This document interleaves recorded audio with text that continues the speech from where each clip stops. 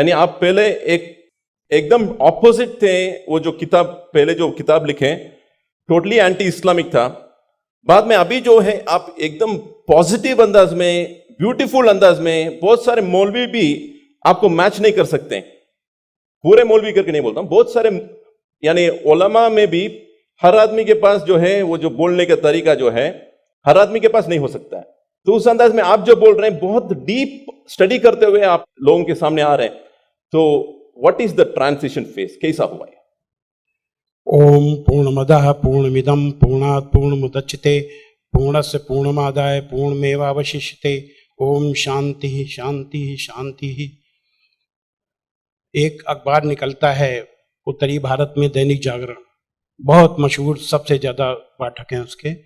उसमें एक लेख छपा था, दंगे क्यों होते हैं। बल्लाज मधोक, जो बुजुर्ग लोग हैं उनको जानते होंगे, बल्लाज मधोक को, उन्होंने एक लेख लिखा था और कुरान मजीद की कुछ आयतें दी थी। तो वो आयतें देखने के लिए कि क्या वास्तव में सही है कि नहीं, मैं इलाहाबाद में एक दुकान में गया और मौलाना फतेह मोहम्मद खान साहिब जालंधरी और मौलाना अब्दुल पारिक साहब की हिंदी का अनुवाद ले आया और उसमें हमने देखा तो वो कुरान मजीद की वो आयत वैसे ही मौजूद थी।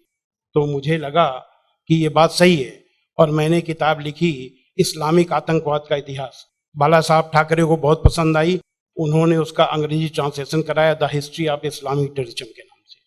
बाद में एक सज्जन ने, अब मैं वहां आ रहा हूं कि मेरा सोच कैसे बदला। मुंबई के एक व्यापारी ने मुझसे कहा कि स्वामी जी आप जो काम कर रहे हो उसमें फंड की जरूरत है, फंड आपको नहीं मिल रहे, आप ऐसा करिए किताब इस्लाम पर लिखिए अमेरिका के लिए, कि वास्तव में इस्लाम से अमेरिका को खतरा है, तो आपको अच्छा खासा आपको वहां से रॉयल्टी मिलेगी और आपके सारे काम चल जाएंगे। लेकिन वो बड़ी किताब होनी चाहिए। उसको लिखने के लिए मैंने हजरत मोहम्मद सल्लल्लाहु अलैहि वसल्लम की जीवनी पढ़ी।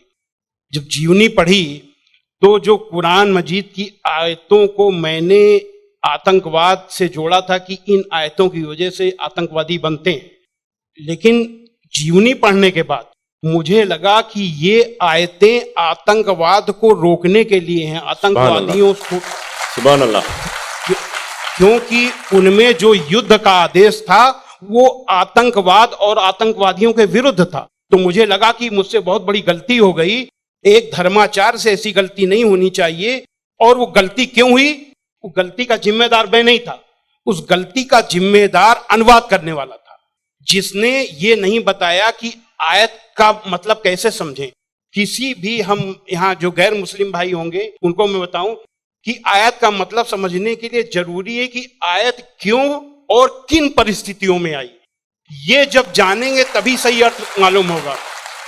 तो ये जानने के बाद मैंने एक दूसरी किताब लिखी, इस्लाम आतंक या आदर्श, यानी इस्लाम में आतंक नहीं, आदर्श ही आदर्श है। और इसका हम दूसरा उदाहरण और हम दे रहे हैं क्योंकि हमने एक दूसरी किताब भी लिखी है। एक बार मैं जा रहा था, अभी थोड़े दिन की बात है, तो एक सज्जन से मेरी बातचीत होने लगी। मैंने कहा इस्लाम में आतंकवाद है ही नहीं। तो उन्होंने क्या किया, अपने मोबाइल में दिखाया एक इंटरनेट से कि आज से 100 साल पहले ब्रिटिश पार्लियामेंट में एक भूतपूर्व जो प्रधानमंत्री विलियम ग्लैडस्टोन थे, उन्होंने कुरान मजीद को लहराते हुए उसके बारे में कुछ नेगेटिव चीजें कही थी। तो मुझे बिल्कुल अपनी बात याद आ गई कि जैसे मैंने गलत समझा वैसे विलियम ग्लैडस्टोन ने भी गलत समझा, और उसके जिम्मेदार वो नहीं, अनुवाद करने वाले थे, क्योंकि उन्होंने सही अनुवाद उसको सही ढंग से एक्सप्लेन क्यों नहीं किया। तो मुझे लगा कि अब इस पर भी एक किताब लिखने की जरूरत है। तो मैंने एक दूसरी किताब लिखी है, कुरान जीने की कला। वो अंग्रेजी हिंदी में है, वो छप चुकी है जामिया नगर में, जो जमात इस्लामी के मरकज से छपी है। अंग्रेजी में इस्लाम एन आर्ट ऑफ लिविंग के नाम से अंग्रेजी में भी छपेगी।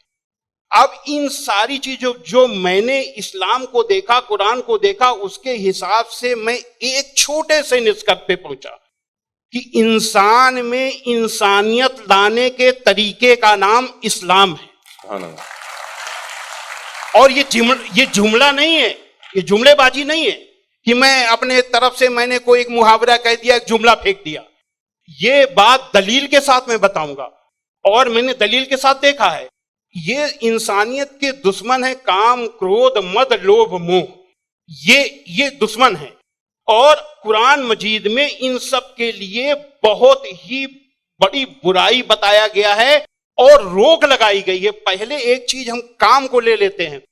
काम यानी कि किसी भी महिला को, किसी भी औरत को अपनी बीबी को छोड़ करके और दुनिया की जितनी महिलाएं हैं उनको अपनी मां, बहन, बेटी समझना, ये कुरान में बहुत ही सख्ती से पालन करने के लिए कहा गया है।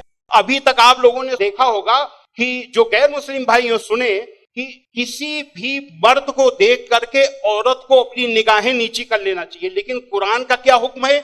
कुरान के सूरा 24 आयत नंबर 30 में है, ऐ मोहम्मद मोमिनों से कह दो कि वे अपनी गैर जो भी महिलाएं हैं, जो उनको देख करके अपनी निगाहें नीची रखा करें और अपनी शर्मगाहों की हिफाजत करें। यानी जब सुभान अल्लाह, मर्द जब अपनी पत्नी के सिवा किसी को देखे तो आंख न मिलाए उससे, अपनी निगाहें नीची कर ले और मर्यादा में रहे।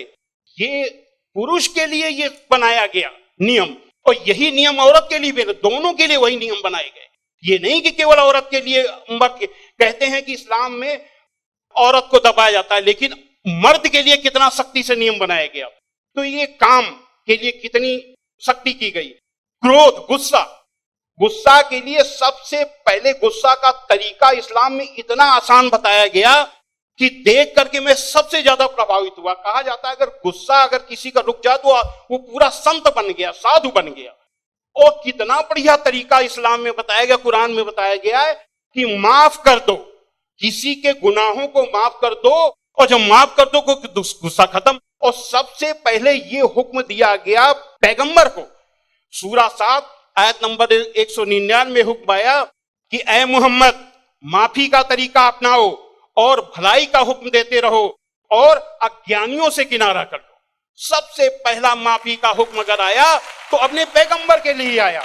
और ऐसे लोगों को क्या कहा गया?